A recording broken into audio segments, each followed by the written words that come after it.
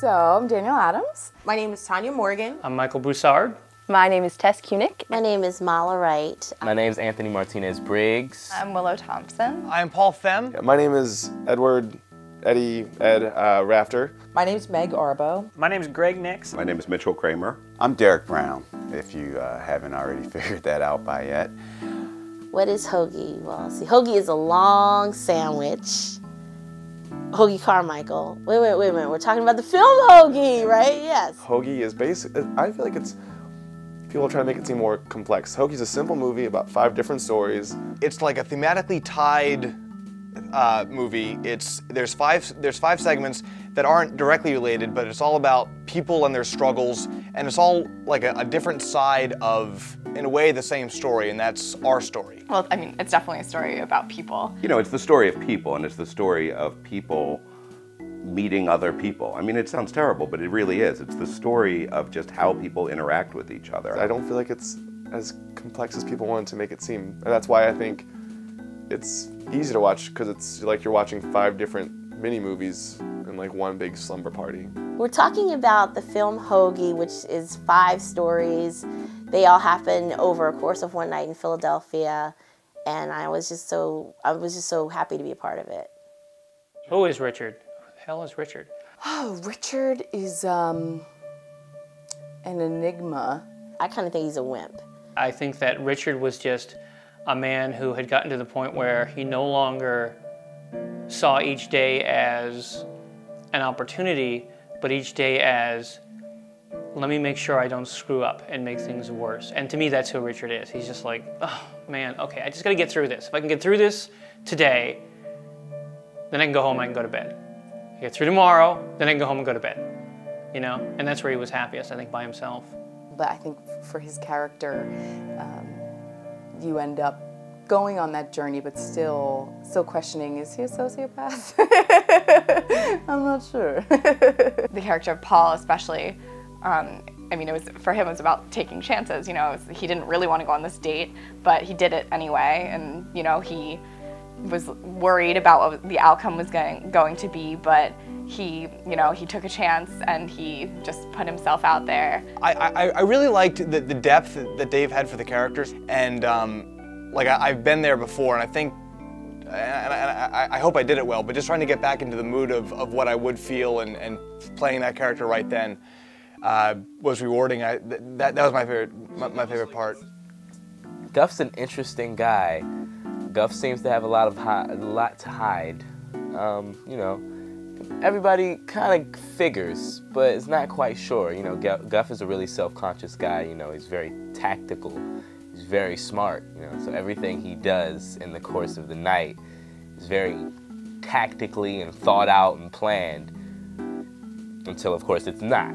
You know, which is a lot of fun in itself to really be able to work with Duff and then find out what it's really like to just be, which is something that I don't think Duff knows that well.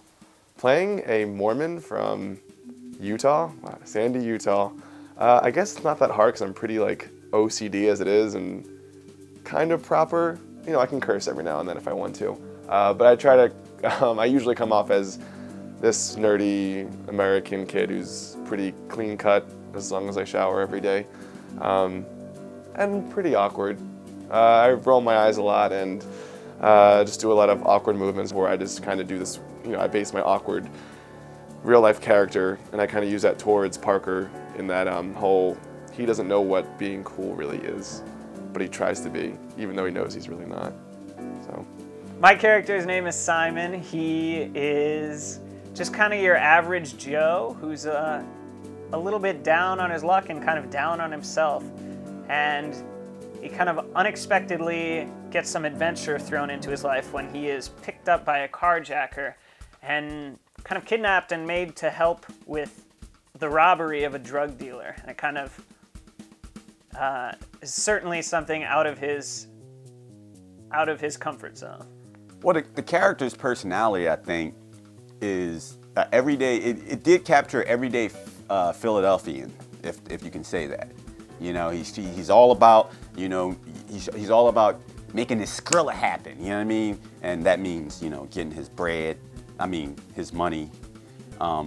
not actual bread, but getting his money, you know, about his business.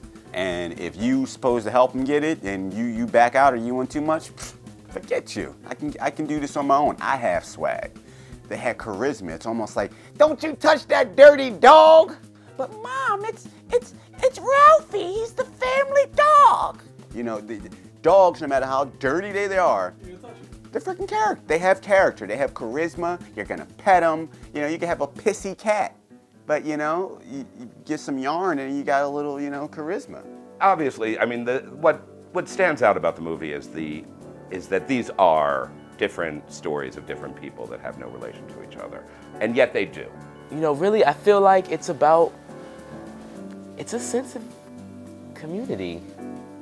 Really, I think there's a real sense of community about it. Hoagie just seems to be about human experience, you know, at all levels. I mean, there's the guy getting drunk for the first time in his life, you know. There's Richard and his OCD.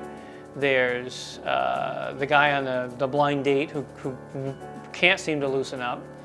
There's the guy who tries drugs for the first time and loosens up too much. It just seems to be just human experience in one evening. I always think about, like, when I look into people's apartment buildings, like, what's that person's life like? What's going on right there?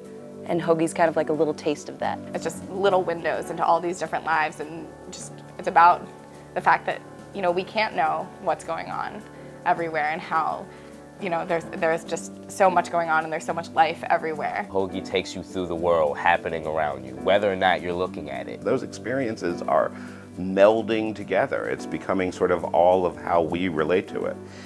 This film was probably more fun than I've had with my clothes on in a long time, and yeah, I said it, what of it? There was always a sense of humor on the set, which is really nice. Just a good joking atmosphere. It was just a good time to do a movie because there was no pressure really. It was all you know, just laid back and just really cool. I had so much fun. I really did. Everybody got along and everybody was fun, and they kept the day and the night moving along. I loved it, and I think, you know, maybe I sound naive from coming from theater, but it was a blast. I really had a good time working with everybody because you all included me in the process. I mean, Jason would show me what he was shooting if he had something that he thought was really cool, and I was able to look in the camera and see, wow, this looks fantastic, you know? I mean, there is a fulfillment to Hoagie, a satisfaction, an ejaculation of spirit, if you will. That's what I think Hoagie's about.